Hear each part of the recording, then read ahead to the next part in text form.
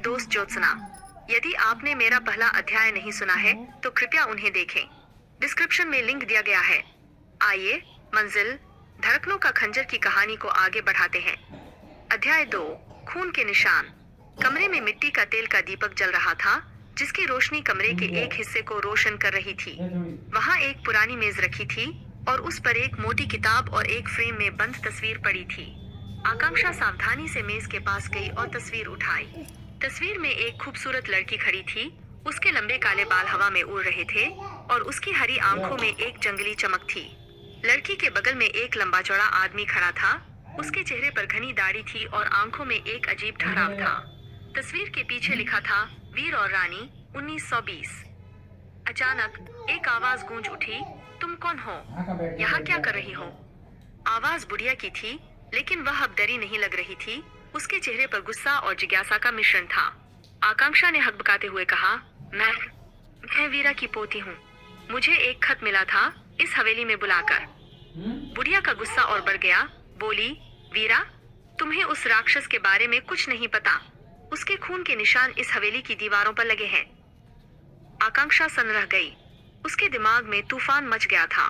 वह अपने दादा की कहानियां याद करने लगी, जिनमें उन्होंने बताया था कि उनका परिवार इस हवेली से क्यों चला गया था।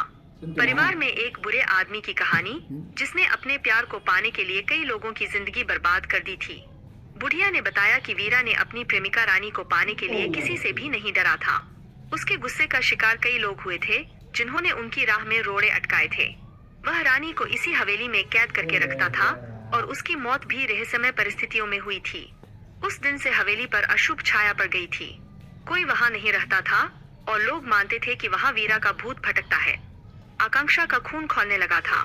उसके दादा की कहानियां सच निकली थीं और उसका अतीत इस हवेली की अंधेरी दीवारों से उसे घूर रहा था। उस रात बुढ़िया ने हवेली के एक बड़े हॉल में उसके लिए अंगीठी जलाई और उसे वीरा और रानी की पूरी कहानी सुनाई। आकांक्षा को लगा मानो वह खुद उस कहानी का हिस्सा बन गई हो।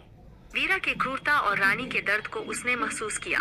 अगले दिन सुबह आकांक्षा ने फैसला किया कि वह इस हवेली के भूतों से नहीं डरेगी। वह अतीत के रहस्यों को उजागर करेगी और रानी को न्याय दिलाएगी। लेकिन क्या वह इसके लिए तैयार थी?